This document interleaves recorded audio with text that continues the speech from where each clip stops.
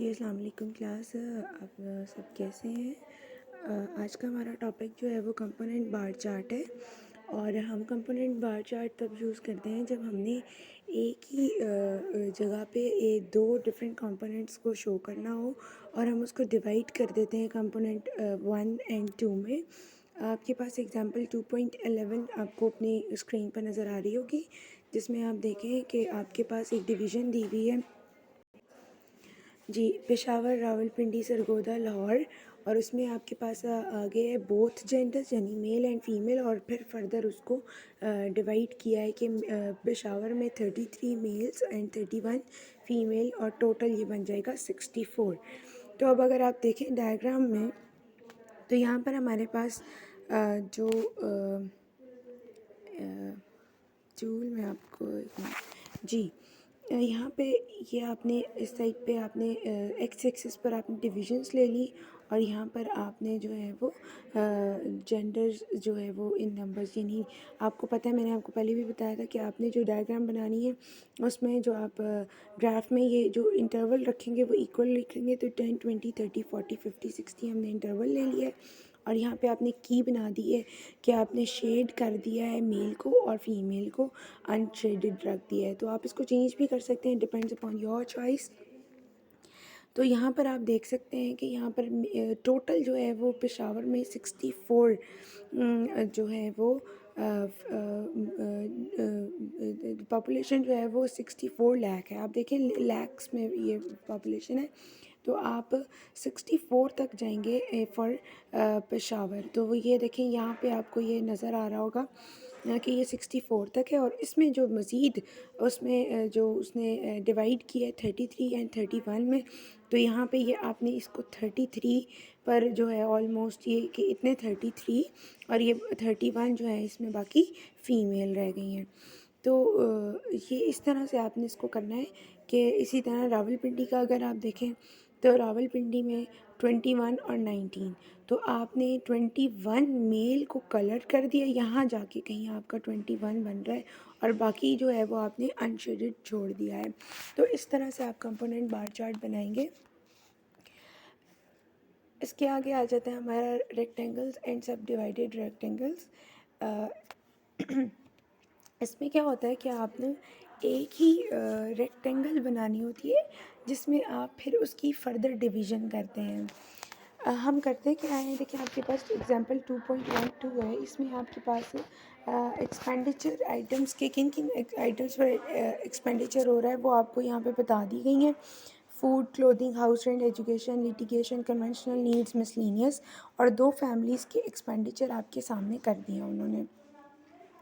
अब यहाँ पर आपने सबसे पहले करना क्या है कि आपने इसका परसेंटेज निकालनी है। आपको पता है परसेंटेज किस तरह से निकलती है कि जैसे फूड की परसेंटेज आपने निकालनी है, तो फूड पर फैमिली ए का जो एक्सपेंडिचर है वो है 24। तो 24 डिवाइडेड बाय 40 मल्टीप्लाई बाय 100, ये आपका फूड का परसेंटेज एक्सपेंडिचर निकल आएगा जो कि 60 निकला। तो ये इक्वल टू 60 हो गया।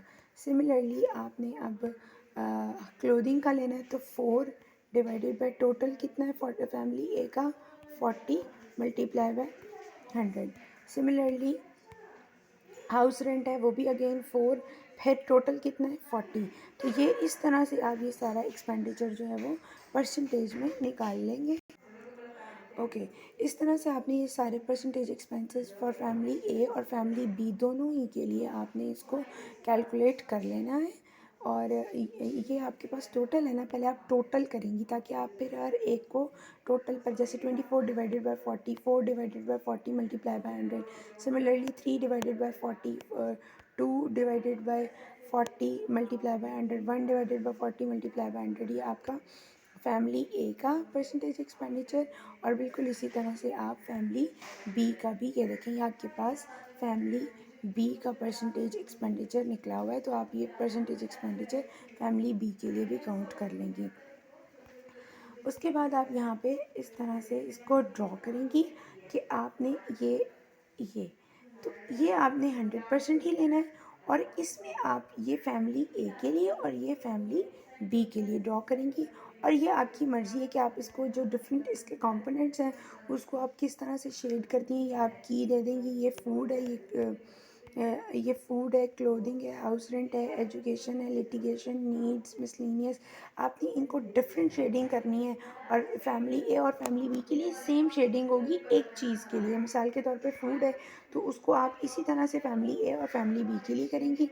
अब फैमिली ए का जो फूड पर एक्सपेंडिचर है, फूड पर जो परसेंटेज एक्सपेंडिचर आपने ड्रॉ करना है, तो परसेंटेज एक्सपेंडिचर आपके पास 60 है, तो ये आपने ये देखें, ये आपने 60 कर दिया, और फैमिली बी का 50 है तो ये आपने 50 कर दिया। लेकिन आप देखें दोनों की शेडिंग जो है वो सेम है, फूड के लिए दोनों की शेडिंग जो है वो सेम है। तो ये आपकी मर्ज़ी, आप जिस तरह से भी करें, आप डॉटिंग भी कर सकते हैं, आप इसको वर्टिकल लाइंस भी लगा सकते हैं, हॉरिजॉन्टल भी लगा सकते हैं, डायगनली भी कर सकते हैं, डॉटिंग कर दें, लाइंस लगा दें, जिस तरह मर्ज़ी, आपकी अपनी मर्ज़ी है। और ये आप इस तरह से उसको शो कर देंगी। तो ये आपका हो जाएगा रेक्टेंगल्स एंड सब divided rectangles. That's all for today. Thank you very much. अगर कोई क्वेरीज हैं तो वो आप पूछ सकते हैं। Thank you so much. अल्लाह हाफिज़।